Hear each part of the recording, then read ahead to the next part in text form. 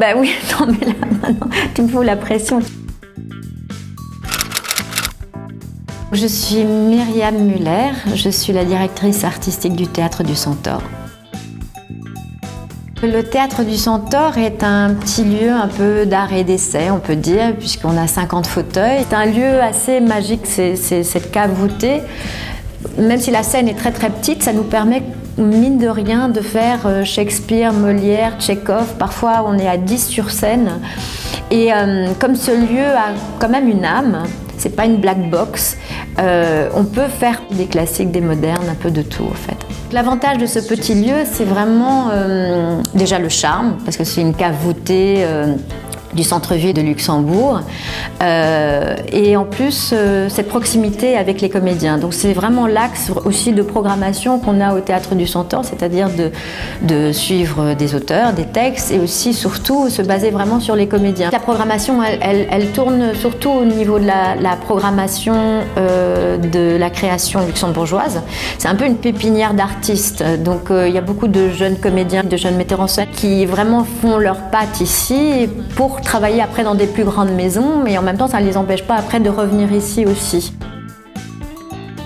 Moi je viens du milieu de la danse et c'est je pense très très clairement ma rencontre avec Marie-Helena Juncker qui a vraiment décidé de beaucoup de choses dans ma vie. Je l'ai rencontrée quand j'avais 17 ans, donc elle m'a vraiment ouvert à un monde. C'est une femme très très érudite, une figure vraiment de proue du théâtre luxembourgeois, même si elle est finlandaise.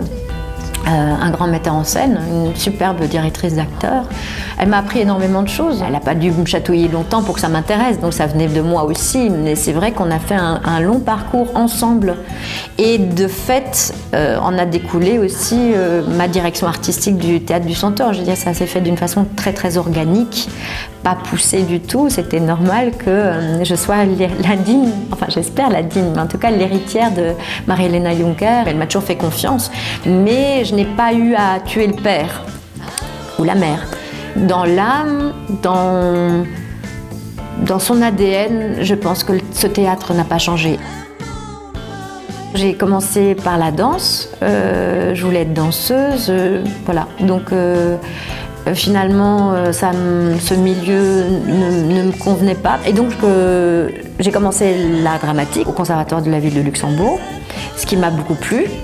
Et c'est là où j'ai rencontré entre autres Marie-Helena Juncker. Et j'ai vite, comme c'est quand même un peu le cas à Luxembourg, quand on a un peu un brin de talent, on peut commencer vite à travailler. Après, c'est toujours la même chose, c'est sur la durée où ça peut être plus compliqué, où il ne suffit pas d'être eine Eintagsfliege, comme on dit. Et donc ça m'a plu, j'ai fait des études de théâtre, j'ai habité longtemps à Paris, où j'ai continué à faire du théâtre, mais surtout du cinéma en fait. Et de la télévision. Et ensuite, je suis revenue à Luxembourg. J'ai continué à jouer beaucoup au théâtre, un peu dans toutes les langues. À partir de 2006, j'ai commencé à faire de la mise en scène. Et là, maintenant, c'est devenu un peu mon activité principale, c'est quand même d'être metteur en scène et directrice artistique du Théâtre du Centaure. Bénévole. J'ai commencé ici. J'ai une relation assez osmotique avec Marie-Helena Juncker, qui a été directrice pendant plus de 20 ans. Et ce Théâtre du Centaure, je lui dois énormément. Et donc c'est tout à fait naturel que maintenant je donne quelques années de ma vie à un lieu qui m'a donné autant, artistiquement, personnellement. Donc pour moi, ça va dans une vraie logique de pour recevoir, il faut donner.